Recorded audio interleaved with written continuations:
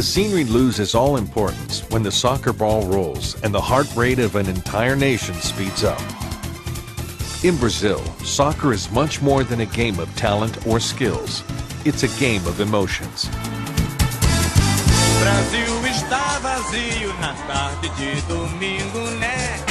Olha o sambão aqui, é o país do futebol.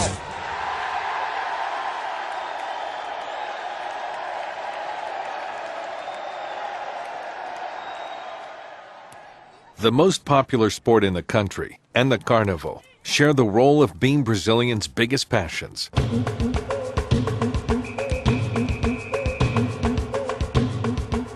A passion that burns in the eyes of the fans, but also in the players' spirits. Athletes that move and run as if they were toying with the ball.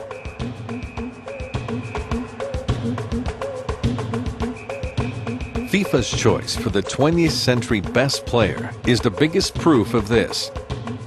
Pelé leaves no doubt that the country of soccer is truly a land of stars. The only national team to have won 5 world championships did not do so by chance. This great republic has seen born dozens of soccer artists that stand out in club meetings throughout all continents. Prominent Brazilian players became a product for export. Many are involved in the sport industry's multi-million-dollar deals. But the role of these athletes goes even further. In Brazil, a soccer game attracts thousands of loyal fans. Organized groups that sing, jump, and follow their teams wherever they go.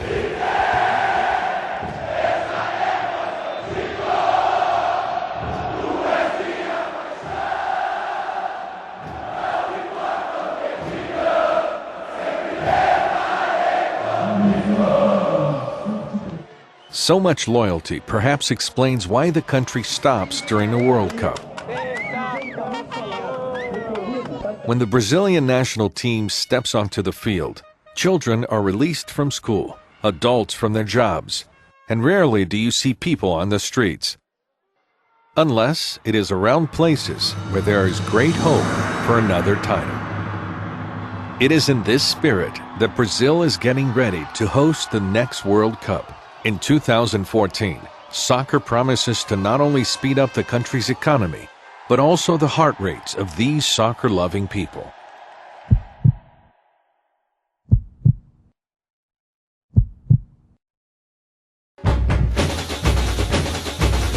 Brazil 2014, the World Cup of Hope.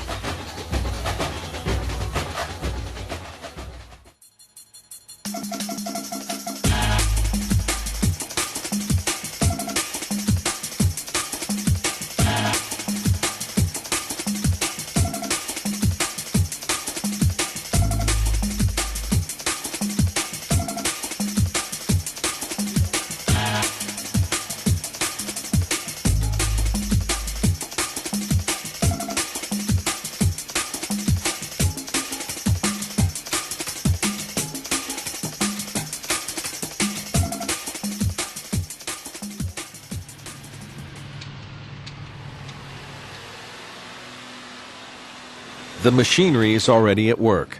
At growing speed, they get Brazil ready for the biggest game of its history.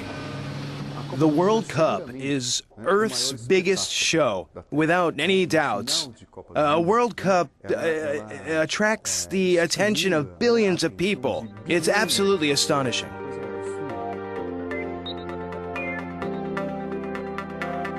In 2014, during the World Cup, fans from all over the world will be able to see some of Brazil's most beautiful tourist spots.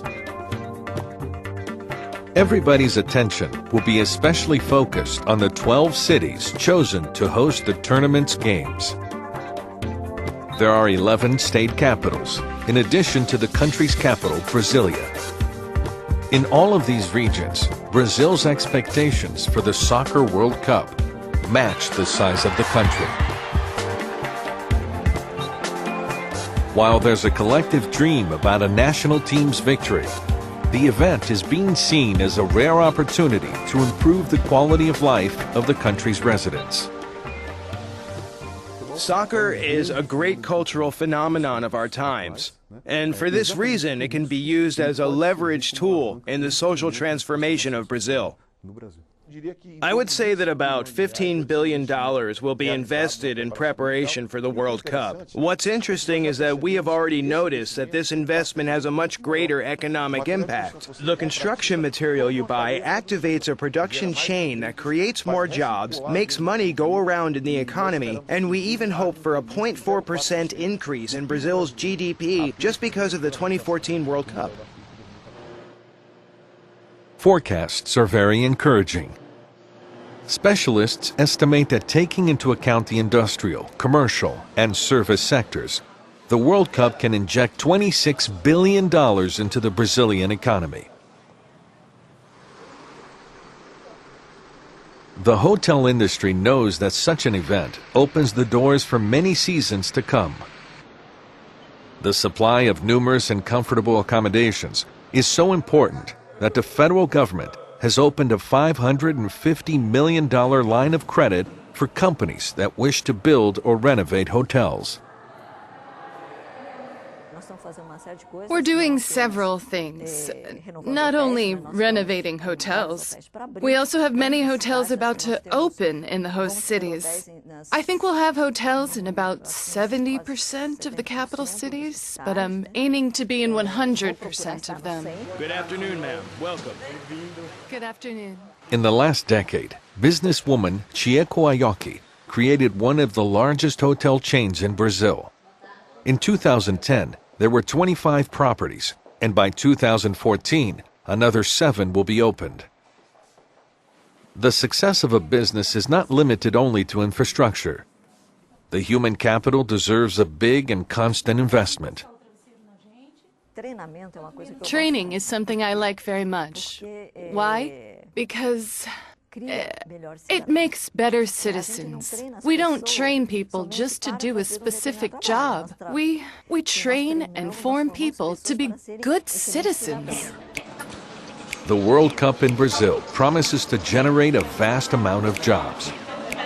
The estimate is that 3,600,000 positions be created per year until 2014.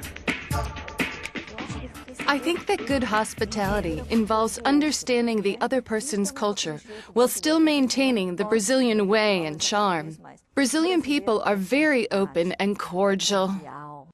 In 2014, these properties will be full of guests, and to arrive into Brazil, airstrips will top highest in demand.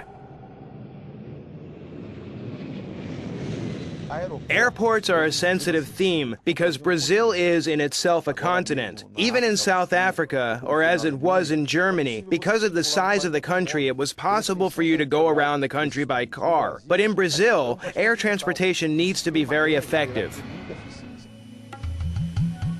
During the month-long World Cup, the Brazilian sky needs to transport all of the national teams and fans. Whoever wants to see a match in Manaus and another in Porto Alegre, south of Brazil, will face a trip of about 2,800 miles. It's like crossing the Atlantic Ocean between the Brazilian Northeast and the coast of Africa. A study by Brazil's federal government indicates that the country will have until 2014 to do everything it did not do in the last 20 years. While the demand for passenger and cargo air transport has more than tripled since 1995, the airport and aeronautical infrastructure has not matched this growth. So now there's an incompatibility between the demand and the supply. Infraero, Brazil's airport infrastructure company, has stated that the planning for the 2014 World Cup is something never before seen in the country. Bringing the airports up to standard will cost the public sector somewhere around $3.6 billion. Resources will be mainly directed to to the 16 airports in the 12 host cities, responsible for 83% of Brazilians' commercial aviation traffic. At least 250 engineering-related professionals are being hired to find solutions for an important question in national air traffic. 8 of the 12 World Cup host cities have airports that operate at maximum capacity. The most serious cases are Guarulhos and Congonhas airports in São Paulo and Manaus Airport in the state of Amazonas. During peak hours, simultaneously, they operate above maximum levels set for their landings and takeoff operational capacity. Manaus Airport can handle 9 simultaneous requests, but receives up to 17. Congonhas can handle 24 operations at the same time, but receives 34 requests for landing or takeoff. In Guarulhos, the limit is set at 53 operations. However, the volume can reach up to 65 requests. There is one important issue to focus on, and that is that maximum capacity is reached at peak hours. Where are the bottlenecks? On all the runways, in aircraft maneuvering areas and parking sites. At the terminals, there are also difficulties involving the circulation of passengers. During the World Cup, a 10% increase in passenger circulation is expected through Brazilian airports. For the busiest terminals, or for those with less capacity, Infraero has opted for an emergency solution used by airports in other countries. They are temporary operation modules, metal boarding rooms, which can last up to 15 years. It's a widely used solution in many airports around the world, which involves a much simpler structure, usually pre-designed, that creates more efficiency. You can implement some in about a year or even 6 months, and it costs much less, around 30 to 35% of what a permanent solution would cost. On the ground, transportation is also an issue for the 2014 World Cup organizers. Urban mobility, public transportation in the large cities is a key challenge. We'll take advantage of the World Cup to make an investment, adding together the financial resources of the cities, states, and the federal government. There will be an investment package of around 2 billion reals to improve public transportation. It will include cleaner methods of transport, vehicles on tracks and monorails, which also guarantee a positive environmental aspect for the country. Curitiba, the capital of the state of Paraná, in Brazil's southern region, has had for 5 decades a successful public transportation model. It's the BRT, an acronym for Bus Rapid Transit. They're jointed or double-jointed buses that travel through exclusive lanes, allowing them to reach greater speeds and improve the quality of passenger transportation. The implementation of this project was initiated in the 1960s under the Curitiba Directive Plan, and it continued to be implemented and consolidated throughout the years. And it's not just public transportation, it's an urban development project involving the transportation system, the road system, and it involves building incentive around the axis where it runs. Spread throughout the city are 30 large terminals and more than 360 tube stations, such as this one. An interesting fact is that the fare is paid outside the bus. The fare is paid at the station's entrance. Once the passenger is paid, he or she enters the integrated network and can transfer buses as many times as required without paying extra. 2,360,000 passengers are transported each day. The capacity is higher than what is required of cities to stage World Cup matches. FIFA requires that the means of transportation that supply the stadiums carry 21,000 people per hour. Curitiba's BRT system can handle up to 50,000 per hour already. Coming up to 2014, the project will extend for another 6 miles. And during the World Cup, it will offer an extra advantage for fans. According to an agreement with FIFA, whoever has tickets to the games will have complimentary access to bus transportation and will be able to travel throughout Curitiba without spending a dime. The public transportation system developed in Curitiba is so successful that it was implemented in Cape Town, Johannesburg, Pretoria, and Durban in South Africa, the last country to host the World Cup. Each city adapted the system to its possibilities and needs. And it worked. In Brazil, the BRT will be extended for hundreds of miles. The choice is motivated by the cost and relatively quick implementation time.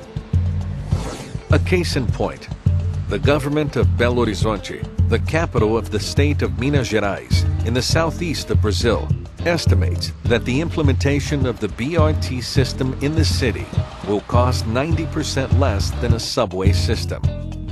The reason why 8 of the 12 Brazil World Cup host cities are going with this model. Besides Curitiba and Belo Horizonte, the list includes Rio de Janeiro, Cuiabá, Manaus, Fortaleza, Recife, and Salvador. All this work to improve traffic should result in the opening of 33% new jobs because of the World Cup. There are many positions being created around an event of this scale. The activity in this small t-shirt factory, located in the state of São Paulo, is a good example of the expectations Brazilians have for the upcoming World Cup. The main color on the national team's jersey is already the trend for this season. I'm going to get you a yellow shirt, small. Just 1 second, please, and you can see if it fits. The World Cup involves men, women, kids, everyone. Our revenue has already increased 30 to 40% just with yellow t-shirts. I have to hold back on other clients' orders to be able to make yellow ones because this is the season for yellow. To meet the demand for the World Cup, new employees are needed, in addition to extra fabric, thread, and ink orders. Along with that, the manufacturers of these products also grow, as well as freight companies. A recent survey shows that the textile industry alone might grow 3.13% due to the World Cup. This would represent an increase of $320 million in the market. Where one wins, everyone wins. Everyone's happy. This is our goal. But for everybody to win, a fundamental ingredient is required. The well-being of the residents and visitors of the 2014 World Cup host cities depends on safety.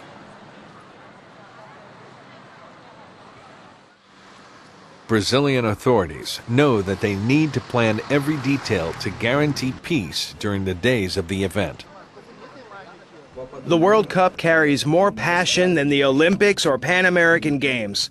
It has to do with that connection, that passion. So, imagine all of that rivalry exposed in the bars of the Copacabana, Belo Horizonte, Sao Paulo, and Recife. Depending on the level of competitiveness, this can impact the day-to-day safety. So everything needs to be planned, and each place has its own specific needs. In Rio de Janeiro, the favelas are the main worry of those subject to violence. For many years, this mass of houses on the mountains was a sign of serious social problems, such as drug and weapon trafficking. But the situation has begun to change. We already know that aggression, for example, does not reduce the number of homicides.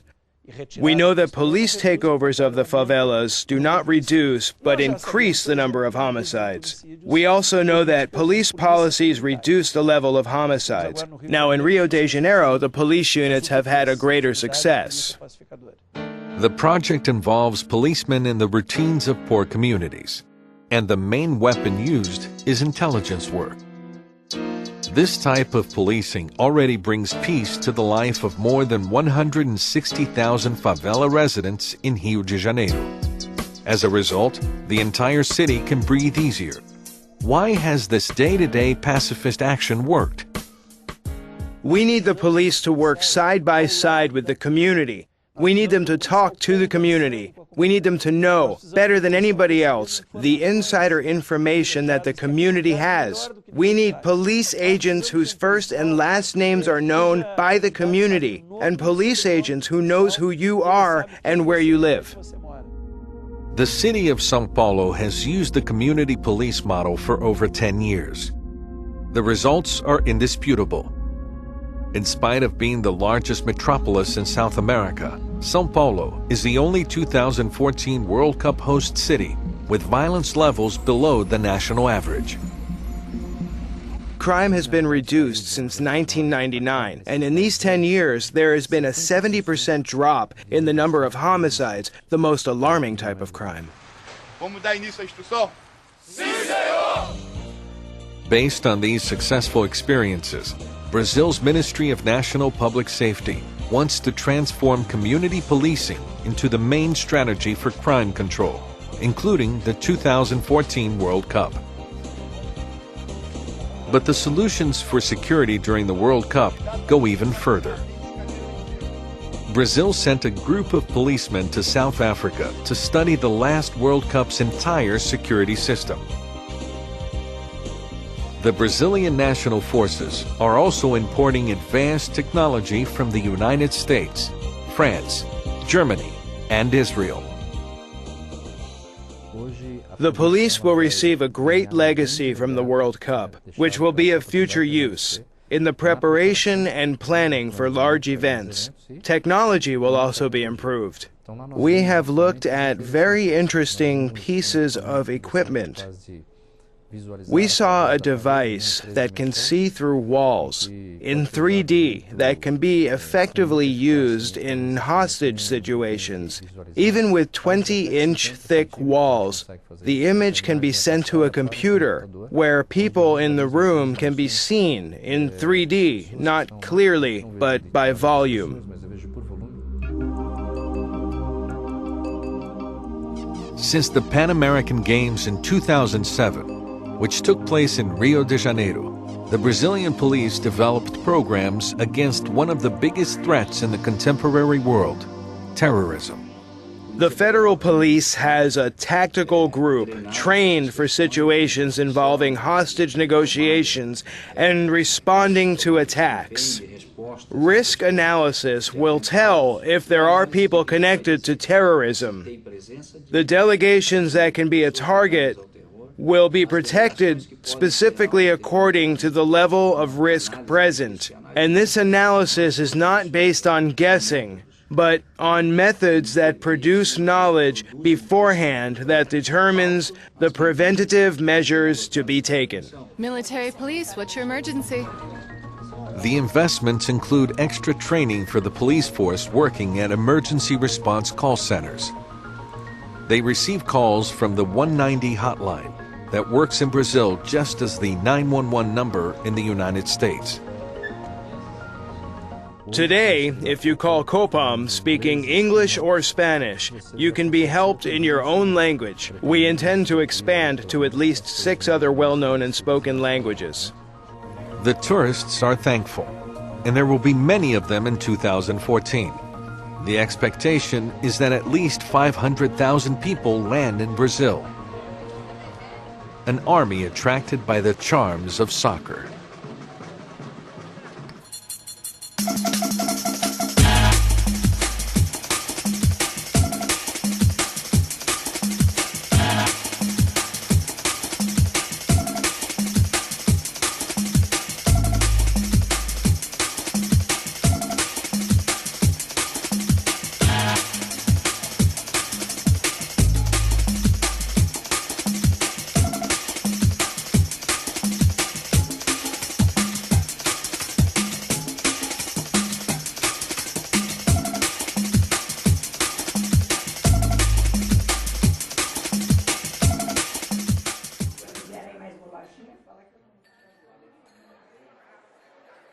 This 81-year-old man from São Paulo traveled almost 12 hours by car to Rio de Janeiro in 1950 to watch the finals of the first World Cup in Brazil.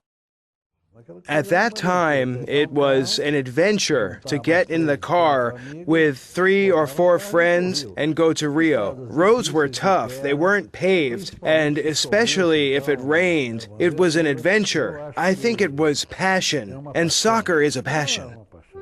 But the excitement did not last for long.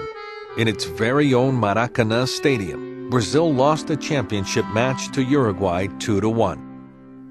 I remember everybody was crying. When the game ended, with the final whistle blow, no one got up from their seats. Everyone remained seated, shocked by that, by what had happened. The Brazilian frustration of 1950 can end once and for all in 2014, and right at the very same Maracanã Stadium.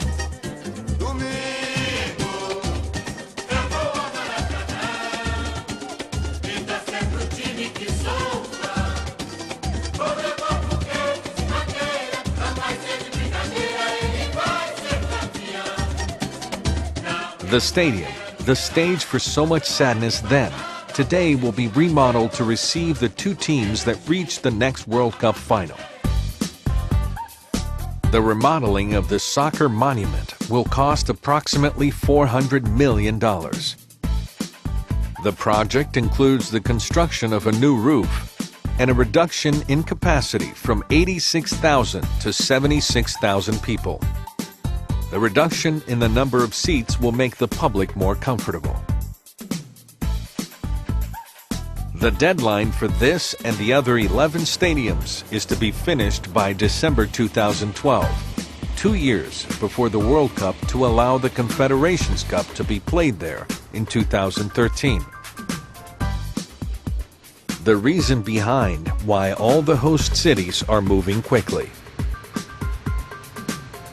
The second largest stadium in Brazil, Mineirão, will be modernized. In Belo Horizonte, workers already improved the structure of the stadium, having begun the work budgeted to cost $330 million. The second phase of the project will see the demolition of part of the construction and the lowering of the field level by 10 feet. Mineirão will have covered seats and hold up to 70,000 fans. 3 new stadiums will bring more sports to the Brazilian region known for its beautiful beaches, sun, and heat, trademarks of this tropical country.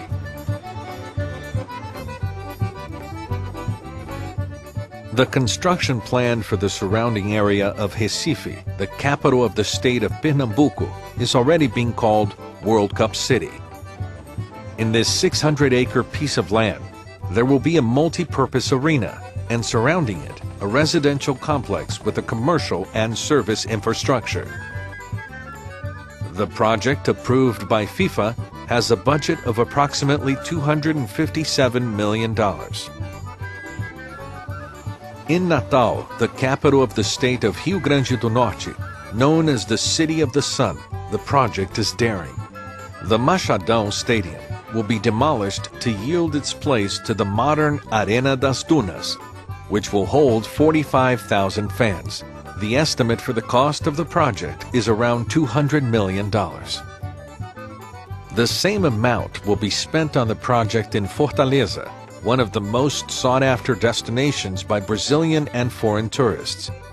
The capital of the state of Ceará wants to transform the old Castelão Stadium into a tourist and sports complex with a shopping center, club-level seating, movie theater, and stadium, which will hold about 77,000 fans.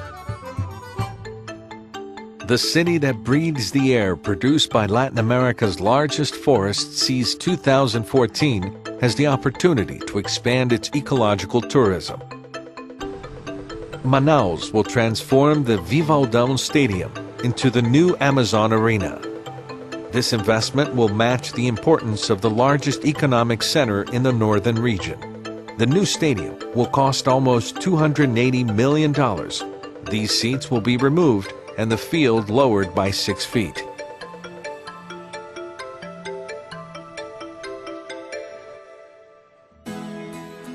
Brasilia, the national capital, is unique among all cities in its traffic capacities. Since this was a planned city, it has ample and easy access roads. The Mané Garrincha Stadium, named after one of the greatest players of a past Brazilian national team, was already partly demolished in mid-2010. The track and part of the bleachers became mounts of debris. When ready, the stadium will have a metal covering, lowered field, and will be able to hold 71,000 fans. With the new structure, Brasilia will possibly host a semi-final match for the World Cup. The cost of the project can reach up to $390 million.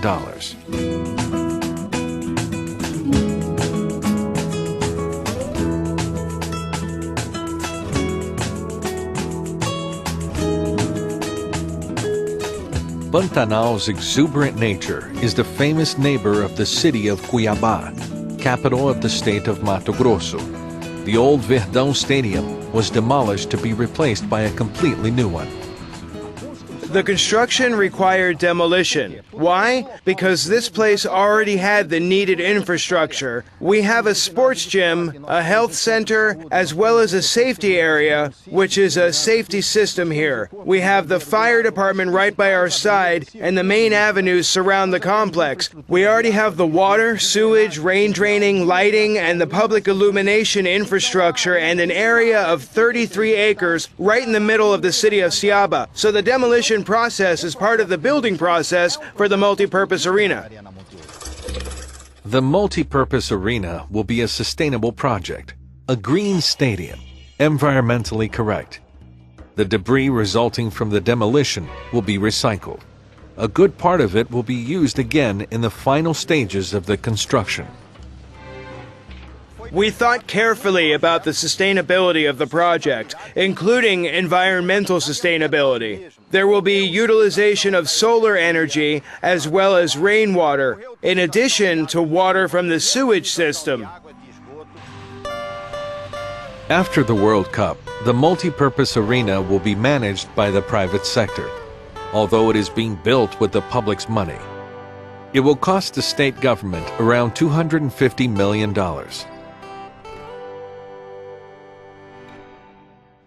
These 8 stadiums are public, but the World Cup in Brazil also has private projects.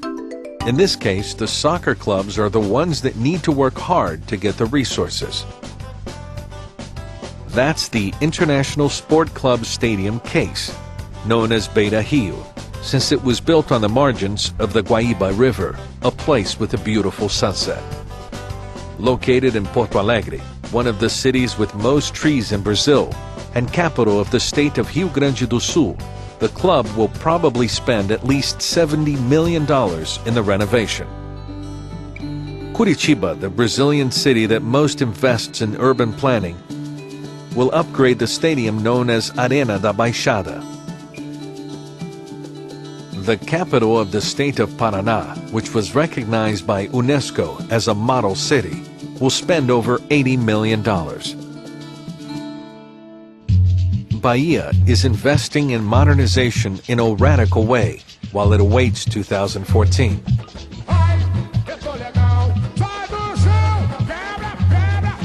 In the beautiful capital of Salvador, known for its vibrant street carnival, the Fonte Nova Stadium was imploded to be replaced by a multi-purpose arena that can hold 50,000 people.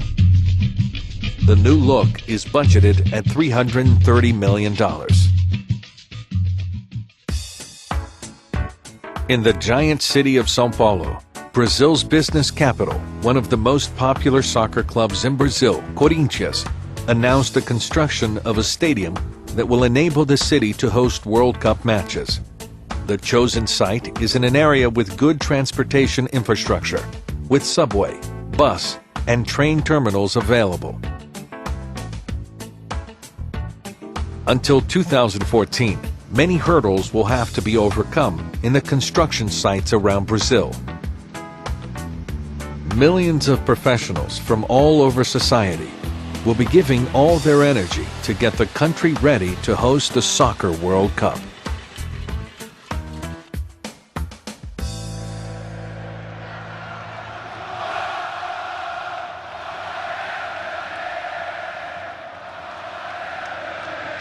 For the second time in history, Brazil will open its arms wide to receive players and fans from the four corners of the planet. But in 2014, an almost enchanted aura envelops people in Brazil. I would say that the great magic that we have to seek, the social magic we have to find, is that after the World Cup, we can look back at that time, hopefully having had a soccer victory for Brazil, but more than that, with a Brazilian victory in having improved the quality of life of its people. So when we look back afterwards, we can be proud of not only the soccer results, but of our sense of opportunity, our ability to have transformed this massive event into a significant event in Brazil's path towards the first world status. Then, we will have had World Cup crowned with great success. For a generation of Brazilians, the 2014 World Cup is the World Cup of hope. I always heard my entire life that Brazil is the country of the future, but it's a country for whom the future never arrives. I think that maybe this World Cup might be the key to unlock the door to the future. Maybe this future will become the present. And I hope, and would like to believe from the bottom of my heart, that this World Cup will be the door to the present. And afterwards, things will be taken more seriously here in the country to maintain the positive aspects the World Cup has brought us.